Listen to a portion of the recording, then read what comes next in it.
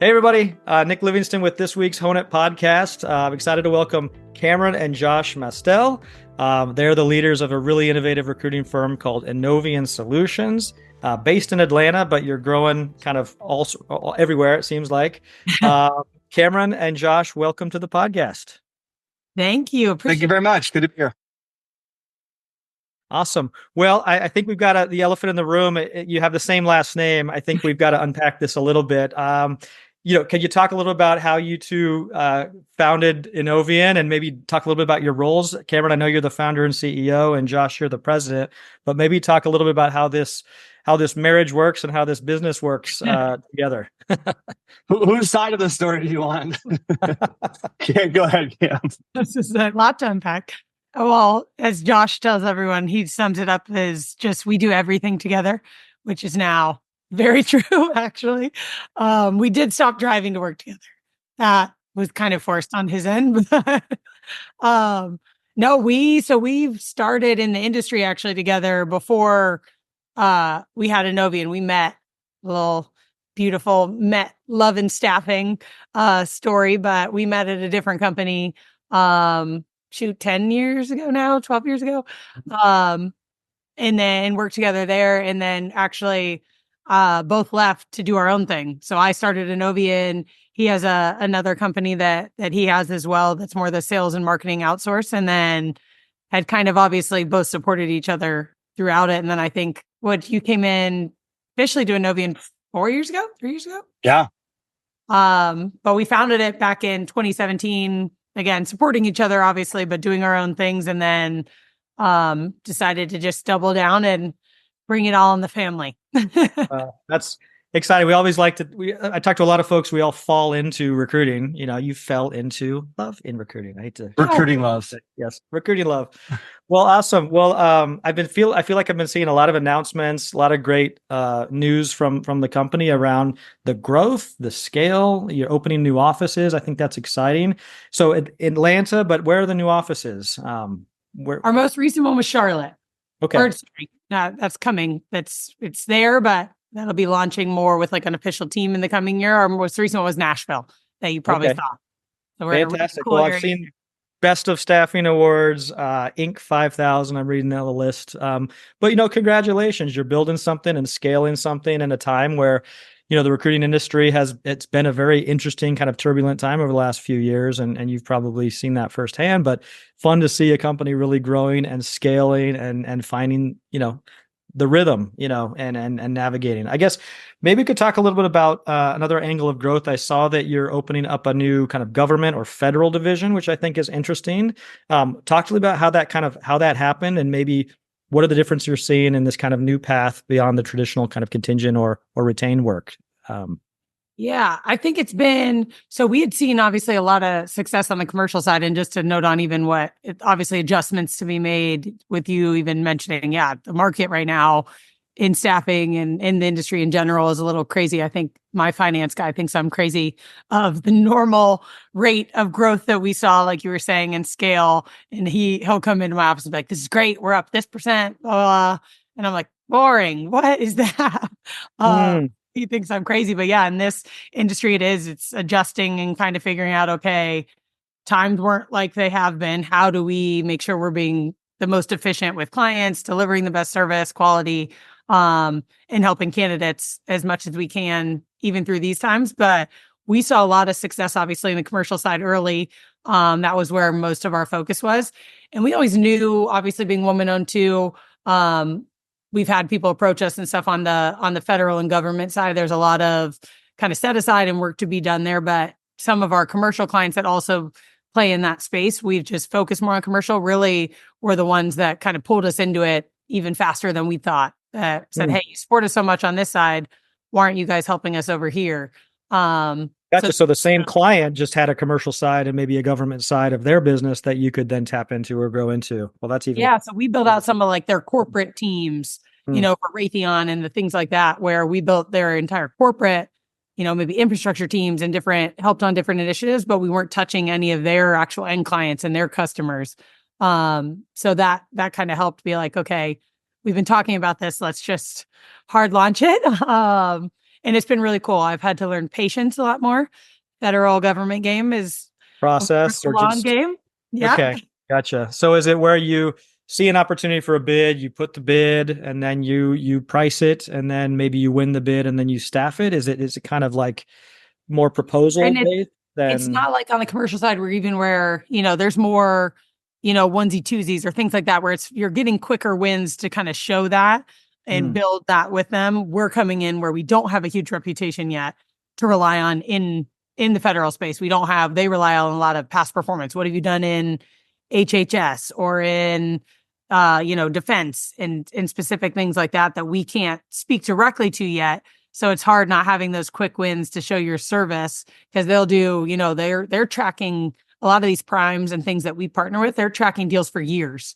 They're like, okay. Or you have to kind of prove yourself at, like, say, smaller projects, just government related, like 2 to 3 placements, and then you can go to 7 placements, and then you can staff a 20-person team, and then you can talk about, bigger and bigger. Okay, gotcha. So you're doing more like teaming agreements to find out in a year if you won the bid, then it's getting awarded and going through all that. So it's definitely a longer, but very lucrative, it feels better. Josh is very passionate about, he's like, this feels like we're doing something. There you go. Why is that? How does that feel different, Josh? What in terms of? I think you're when you're supporting a commercial account, that's obviously awesome too. Like, there's a lot of really cool initiatives these companies have, cool technologies they're building for consumers, for example. But when you're supporting your country, like, there's something about that that's like, we're helping teams build systems that are going to help veterans get into the doctor faster, as an example. So, like, things like that just kind of feels like you have a little bit more of a connection to it for a greater good than just placing people at a for-profit commercial account. That's Although great. we love those accounts. Those are good too. And we love those customers too.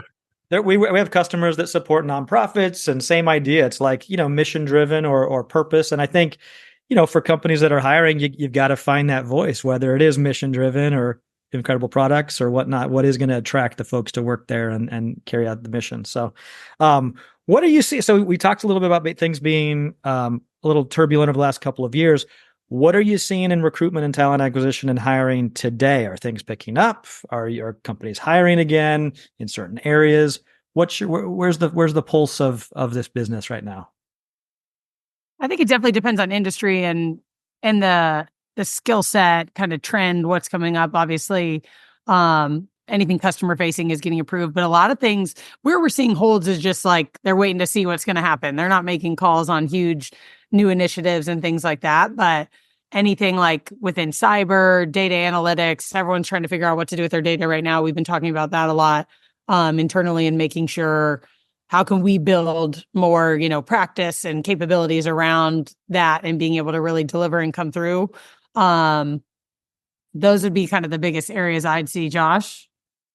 Yeah, I think, it's an election cycle, as well. So anyone that's been in the industry for any amount of time knows every 4 years, you're going to have this little bit of a hold. What's going to happen? I'm hearing a lot of pipeline in January, February, and the next year is looking really, really good. But it's been a rough couple of years, no doubt. I think, like Cam said, people they've tightened down on budgets, and it's got to be really necessary. There's always an element too of when you hear layoffs in, publicly, as much as it's never great to hear companies, taking layoffs, that work still has to get done. So a lot of times that gets supplemented with, companies like ours that are able to place temporary resources. They may not need someone forever. So. Gotcha. Well, we've been able to too, which has been helpful, of talking about recruiter experience, candidate experience outside of just the client. We have some big clients that had to do layoffs, and then others that, yes, they still have to get work done on other sides. So building a relationship with them of, hey, we know you just did layoffs, connect us with all those people. Let's see if we can redeploy them on some of our other clients, so that we're trying to kind of, obviously it's great for the pipeline and all that, but rebuild some of that for people and be able to help the client kind of on both ends, putting people in. And if unfortunately they have to make those calls, being a partner to them to help make that a better experience as much as possible for those they did have to lay off.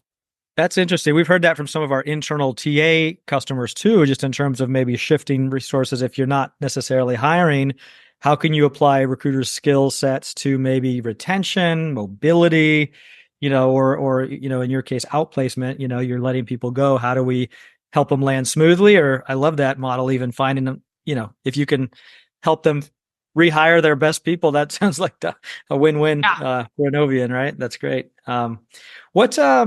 So in terms of your team and maybe how it's structured, do you do full desk recruiting?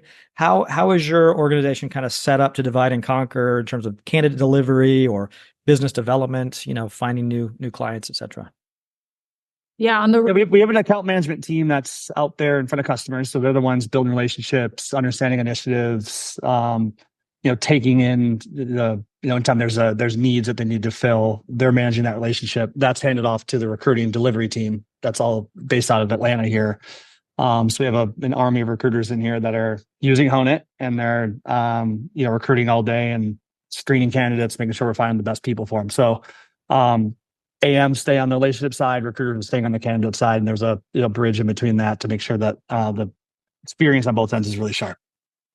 Gotcha. And what are you finding? So in terms of candidate experience, getting people kind of through that process, but at the same time, you want your recruiter, your sourcer, and your account manager and the client to all be kind of aligned.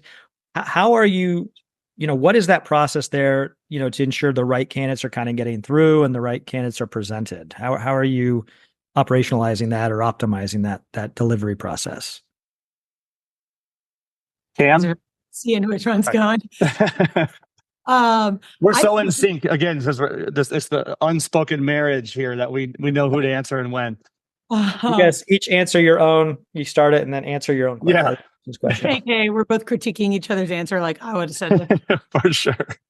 I think for that, the biggest thing we're driving is making sure we're giving the recruiters the biggest impact potential. Like, how much are our account managers getting them on site, getting them in front of the client, really making sure they understand, not just because there's a lot of time we do obviously just straight staff augmentation on that side, but where we're coming in and we're building out whole teams and more of the services side, or kind of a mix of both. So making sure they're not just hearing, hey, I need a cloud engineer with XYZ skill sets.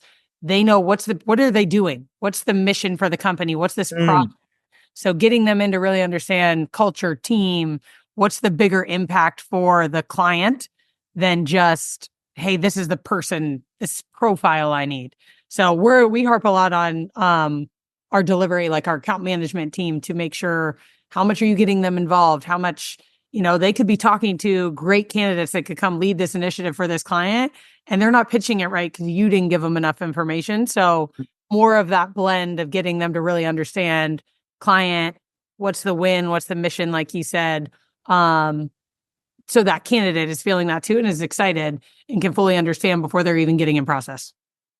We talk a lot about kind of the importance of those kickoff or intake calls, right? Between, say, account manager and the client, depending on who's having those conversations. And then what information is communicated or captured from those important conversations, then how that information is maybe shared with the recruiters, with the sourcers, with the candidates, for clear communication, alignment, all of that kind of stuff. So it sounds like you've got that flow of information. Yeah, exactly. There's like the client and the candidate. Yeah, there's that downstream flow, right? From hiring manager to candidate.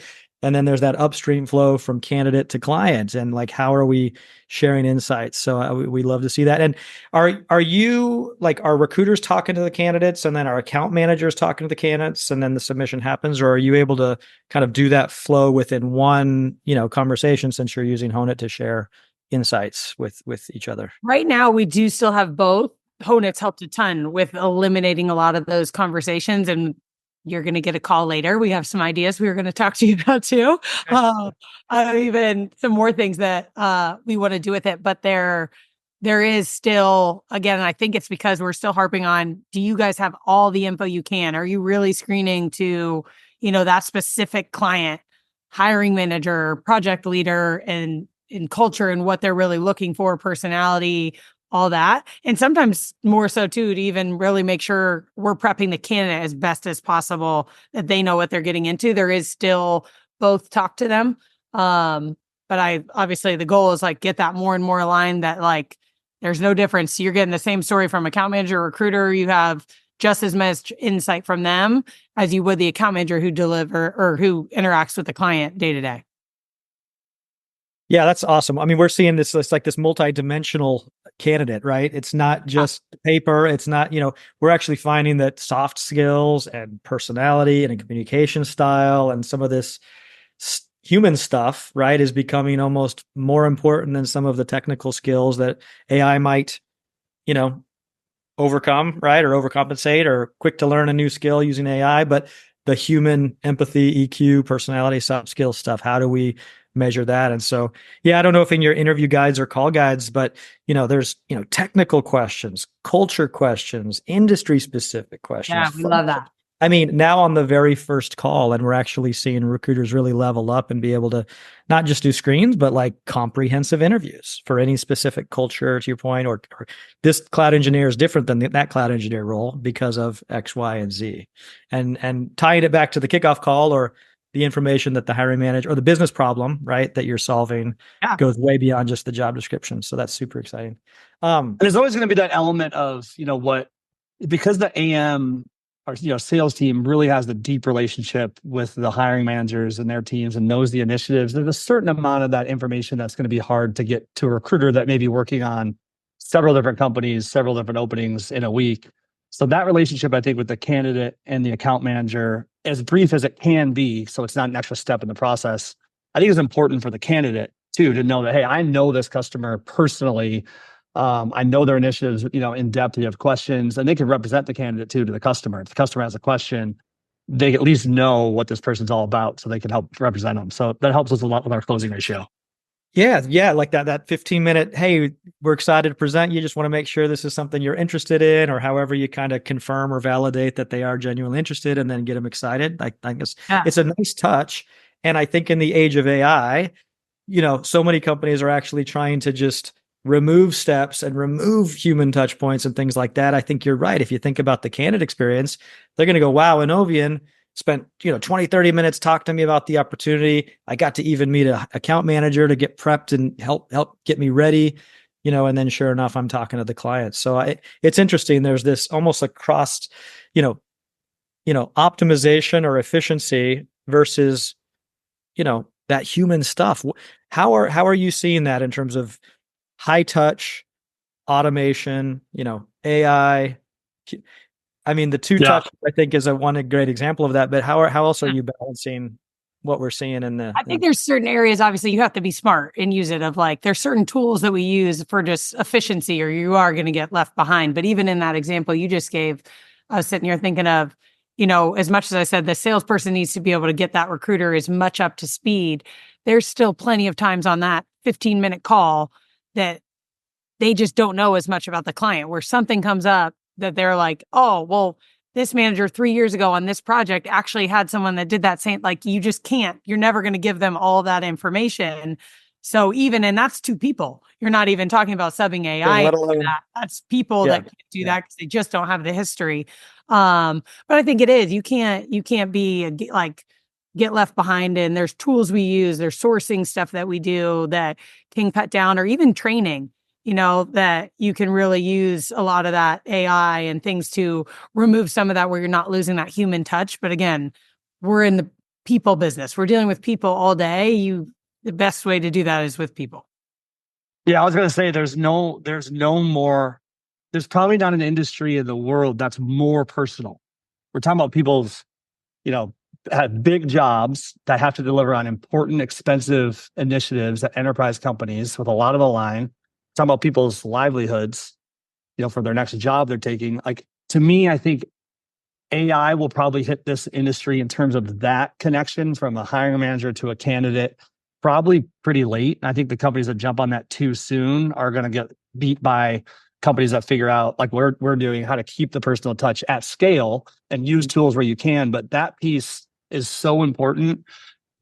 I can't wait to see when technology can take the person out of that job, but it's going to be a while. Yeah, I think even when there's more barriers in the way of, like, a lot of companies do have that MSP model, but a lot of the direct clients that you talk to, when there is a company in the way and there's more steps, they don't love it. They're like, I lose that. Now I'm just screening resumes because they went off a job description and it's just funneled in there and it's not actually what I want. Like, I don't think we see that, but I do think, in some of the search and sourcing and training, that can be super beneficial. Or even, shoot, we tell our recruiters, like, do what you can on your own. Like, if you're going into something and you're not obviously an expert in NPL, like AI and things like that, like, talk to ChatGPT.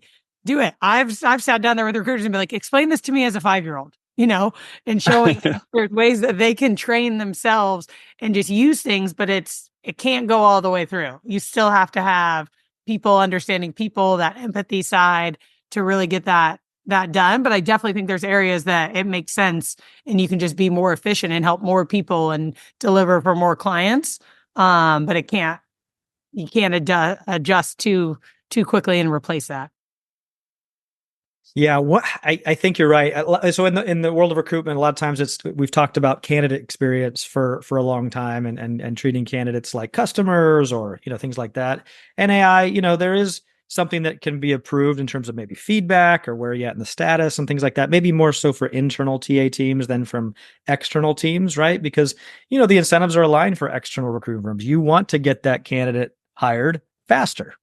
So there's a natural alignment with success there. It might be a little different when 800 people apply to a job, at an internal TA team, and you're like, okay, I'm just waiting on 3 other people. And that's where ghosting happens, not by the fault of a recruiter necessarily, but just because it's a team decision and you're waiting on feedback from multiple people. And sometimes I don't know if that gets out, back to the candidate fast enough. But in terms of, so candidate experience being important, and then we talk about client experience on the agency side, super important, right? Because you need to work with them and they're your clients. What about the recruiter experience? So this seems to often be an overlooked part of it. But my theory is, if we improve, speaking for so many right now, are like, yeah, like, I think if we improve the recruiter experience, right, and we empower recruiters and give them better tools and tech, they can create a better candidate experience. Where are your thoughts on that in terms of investing in your team, investing in the people, kind of keeping the human and the human resources? Yeah. I think there's a balance there between effective technology that can let them do their jobs efficiently and easier. But the pendulum can also swing too far, where if you give them too much technology, it's too much to manage and to learn, and it can be overwhelming for them to do their job. So I think there's a perfect middle point there, where you have the right tech, they're trained well on how to use it. So I think it's something we've really doubled down on quite a bit this last couple of years, is if we're going to have a tool, let's really make sure we're utilizing it the best way that we can. Let's train really effectively on it, so that it's actually making people's jobs easier, as opposed to just another thing they have to use. And we've seen that mistake. We made that mistake internally of just having too many tools that people aren't using, and it just creates chaos. So I think that adds to the recruiter experience quite a bit, to know that everything's being vetted and there's a reason for why we're using it. Well, we can tell. I mean, just, I did a quick run on the analytics of your account last night. I was just curious. Innovien's already done almost 5,000 interviews, and that's all captured and searchable and indexed, and you can rediscover that candidate who said Java 6 months ago and you weren't looking for, it's really impressive. Like, all of the recruiters who are logging in are kind of using the product to its fullest, right? Capturing all the insights, sharing insights. And I just wanted to share that, it's fun to see when companies, to your point, it's a tool, but are the recruiters using it? You know what I mean? And even cooler anymore, Nick. I'm not allowed in. They don't let me in anymore. Oh, we can get you a login. Come on now. Thank you, Nick. An even cooler stat for you. This will be a Honeit plug commercial here. Of those 5,000, all 5,000 have gotten hired with our customers. We have a 100% percentage record with. We've got a new banner. Unbelievable. That's awesome. Yeah, but just it's interesting because, right, those conversations, those are relationships, that's rapport, that's why we pay recruiters to talk to people, right? It's all those meaningful conversations, and you've got them now captured, and you can report on them. The features you guys are adding and stuff are making, I think, speaks to that's a good example of what Josh was just talking about. Of, yes, there's too much, but when it's things that just make sense and make life easier, those call guides, the AI stuff that you guys are doing with the JDs and all that, that is immeasurable, of allowing them to actually use that and then move on and get more and more candidates placed. They don't let me in anymore because I'm very particular of how the profile goes to the client, and I'm not allowed to look anymore. We'll leave it at that. They don't want you looking at all the analytics, time to schedule, talk time, Like, time to schedule. that word was cut off. Why'd you do that? Well, thank you. I appreciate that. Yeah, I think it's just there is that balance, Josh. It's exactly that balance. It's like what's going to help a recruiter do a better job. That's our camp, right? How can AI help us make better decisions or help us deliver, right? But not like make decisions for us, which I think is a very slippery slope. Sure. In HR technology, right? This is different. You're right. This is a people business. It's a regulated business. There's EEO and compliance and all of this stuff. So as soon as you start saying machine, is this a hire or no hire? That's a very slippery, dangerous place to go with hiring decisions. So I think a success story on the sales side, as we're talking about Honeit, I think, and this topic of technology is, if we bring in an account manager from another company, and the industry is so used to, you have a candidate from a recruiter, you do the call, submit the resume to the hiring manager, like they've been doing for 1,000 years, right? It hasn't really changed. That training, convincing a new AM, hey, look at this new tool. Here's how we submit candidates. We send a really cool link. It's got a profile, the clips of the your interview with them. It looks initially like, damn, that's a lot more work than I'm used to doing. That we kind of get initial resistance from that. But then the amount of business that we've won because a hiring manager says, hey, colleague of mine, you should use these guys. Look how sharp it is and how easy it is when I get a candidate from them. We share those with them, and then we, do some training. And it takes 4 minutes to really build a good profile on Honeit. So I think that's a great example of if you train it right and show the win for the salesperson or the recruiter on why we use this, technology can really be a benefit to them. And now our adoption is, when it's mandatory, but I don't hear a lot of kickback anymore of why we have to use this tool. They're seeing the wins from it. So that's why usage is good. You're requiring it. I love that. Yeah. If you want to work here, you're going to have to use this tool, unfortunately. Well, I'd love to chat with you. We've got a lot of interesting things that we're testing out right now that we could share with you. And, roadmap is super exciting, but love to hear the other use cases you're talking about, Camryn. And we can those into the flow. Well, no, that's super exciting. And I think, so Josh, you're coming at this from a sales and business development lens of like, you're competing against other agencies, right? You're going to market trying to explain and articulate how Innovien is different. And I think we work with a lot. I've worked in recruitment for a long time. Every recruiter says they're better than every other recruiter and they're different. We rarely show it. So I think, go into a sales pitch and be able to show maybe candidate presentations or interactive presentations or, how your team is going to be doing comprehensive interviews and not just a throwaway phone screen. That's a big difference in terms of the value and the time savings you're delivering to your clients. Are you baking that into your pitch or in your sales conversations about how Innovien goes above and beyond? And yeah, that's actually interesting. Our strategy on that, we actually don't present it first. So our philosophy internally for sales is we understand that it's a huge industry. Industry has a bit of a black eye, right? I think there's a lot of players in the industry that are low quality, just send resumes to a hiring manager, let them do the work and pray that something sticks. Where we found our edge, and I think why we are growing at the rate that we are, is we just take a totally different approach. So that we understand that the industry has a black eye. So our proof of the pudding is going to be, we're just going to over deliver every single time we have an opportunity. So we like when we send the submission for the first time, their first experience wasn't told to them how it's going to be. They're just like, holy cow, this is unbelievable. So we found that to be really effective. Of like, everyone says they're different. We try and use that as an example to just show it instead of talking about it.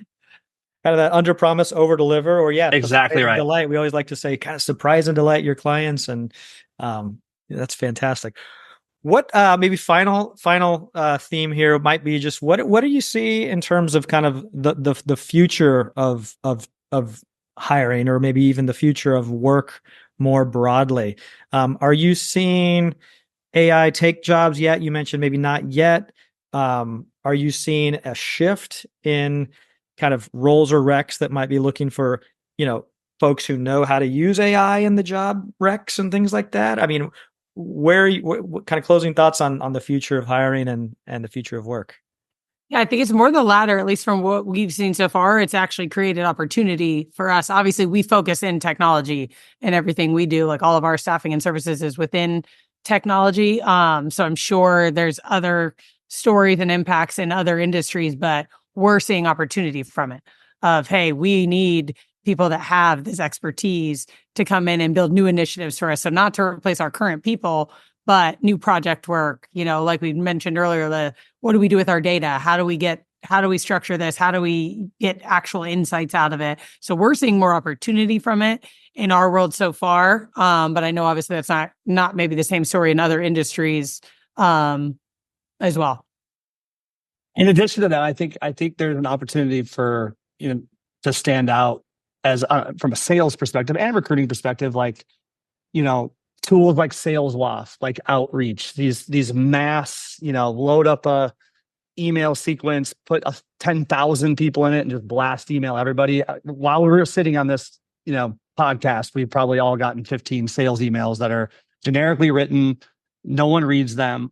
We use that. I look at that as an opportunity. I want companies to continue doing that, because when our emails come through that are thought out, that are customized, that put some meaning behind them, or people are going to respond to that positively because they're used to seeing. I kind of want the market getting numb to the automation so that we can stand out. So I think it creates opportunity there too when the pendulum swings too far with some of the AI and automation. You're right. I think recruiting firms and even TA firms more broad, recruiting organizations more broadly have a real interesting decision to make right now. It's like, while the automation and, hey, candidate, talk to a robot is so compelling, I kind of encourage that too. There's going to be the recruiting firms that try to do that. And just like one-way video interviews 20 years ago, I mean, it's the same kind of thing.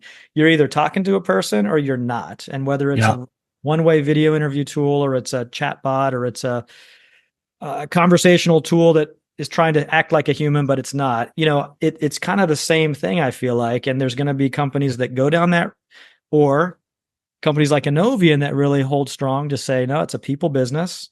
Talking to people matters. We're not going to take maybe the shortcut of 200 email blasts per minute, right?